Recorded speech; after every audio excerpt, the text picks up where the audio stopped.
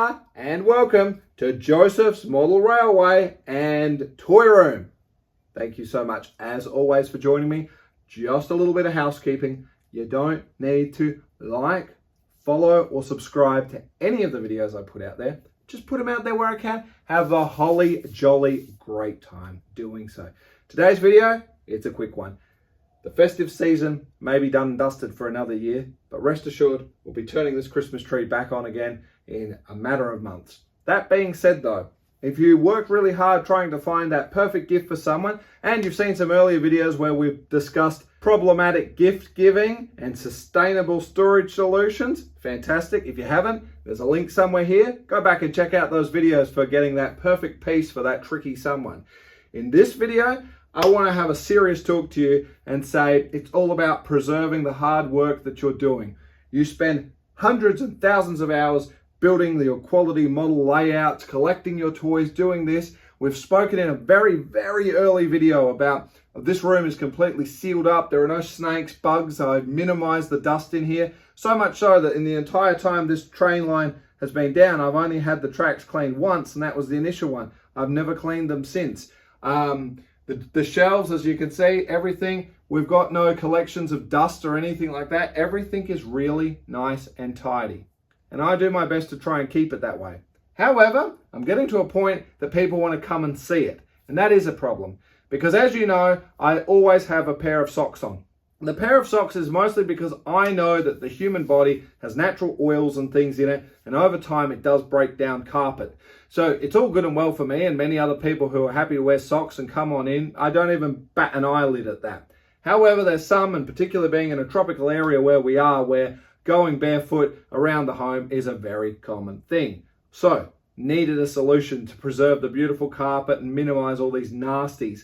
And if you don't believe me about the nasties, check this out. And here's what I'm talking about. Here's a door, a front door that gets some heavy usage. And I'm paying attention to here, because this is when the hand has to come in and unlock the door accordingly. What I just want to pay attention to is you can see the human oil that builds up around here. Now, of course, it comes with giving it a good clean, and on a hard surface, that's not so bad. Remember, that's only about 5 years of usage there. And even when you think you've got clean hands, there's still hidden oils that can build up around switches and things like that. Such as here, and although it's a little bit faint, as we come around the corner, you can see that accordingly the switches will get their discoloration. So much so, if that's not truly disturbing enough, how about some of your favorite keyboards? This one looks not too bad, doesn't it? But on closer inspection, you can see it's starting to get some discoloration accordingly from its use, and the common thing is that space bar. Need more proof? Here you go. The human body, it's glorious, isn't it? That's all just build up. So much so, if I actually just come over here and start scraping and cleaning it up, you'll see that it is nice and white underneath. But that's kind of my point about this. These are, of course, all hard surfaces, and you can just spend a bit of time cleaning it and get some excellent results. As we enter the room and coming onto some carpet, high trafficked areas, how are you going to scrub them out? It gets a bit problematic. But of course, I have come up with a solution as always. I know, pretty gross. That's me. Ugh, terrible. Oh, I'm going to unsubscribe to that channel now. Well, I told you, you don't need to subscribe.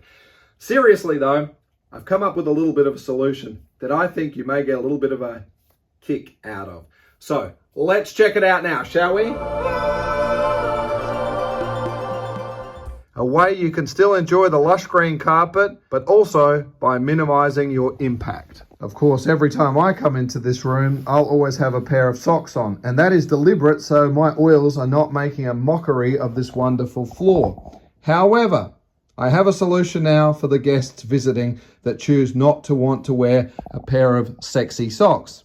Let's check it out. Ta-da! Literally, because what we've got here is a beautiful pair of our green slippers. These are just sort of those hotel styled ones that I just had made up. I think costing about $3 a pair.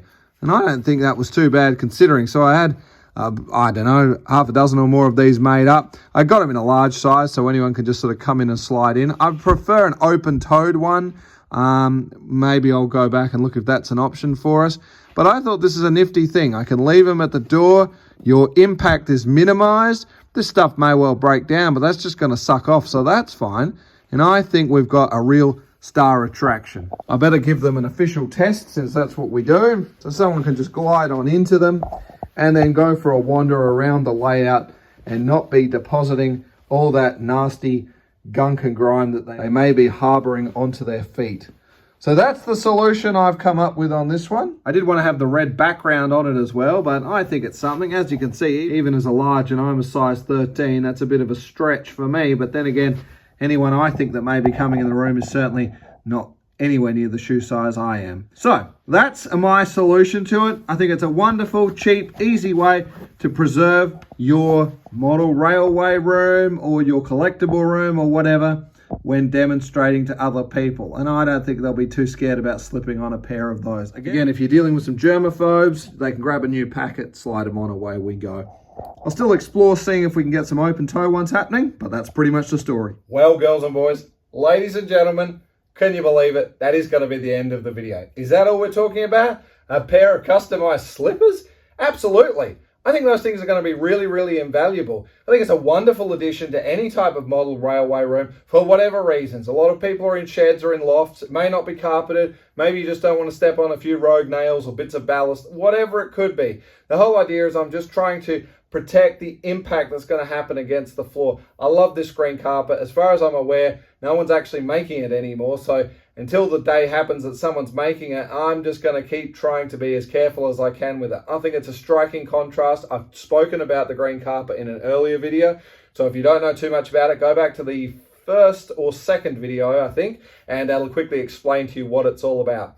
Anyway, that's all we've got for the video today. A pair of green slippers that say TADA. JMR, of course, Joseph's Model Railway.